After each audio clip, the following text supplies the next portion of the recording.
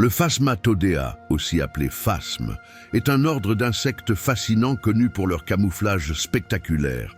Leur apparence imite des bâtons, feuilles ou rameaux, ce qui les rend presque invisibles dans leur environnement.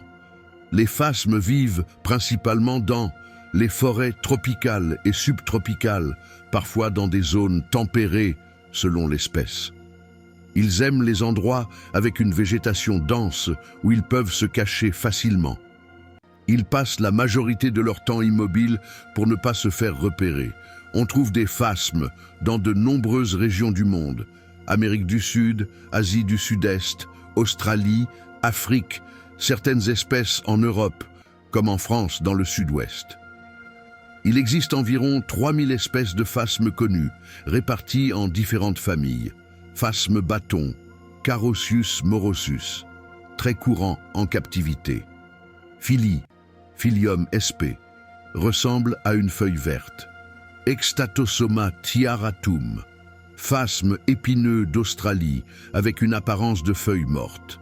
Certaines espèces mesurent de quelques centimètres, d'autres peuvent atteindre plus de 30 centimètres, comme le Phobaeticus chani, l'un des plus longs insectes du monde.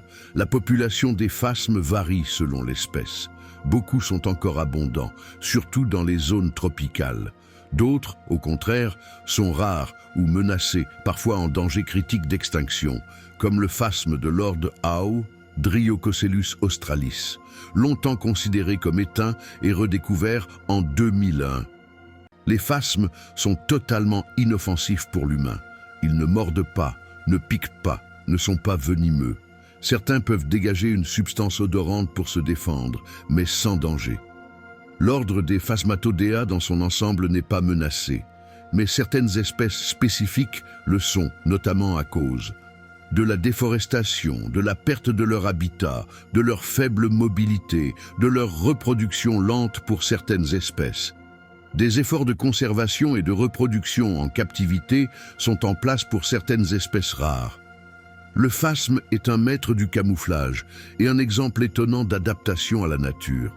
Fascinant, discret et pacifique, il continue de surprendre les scientifiques et les passionnés d'insectes du monde entier.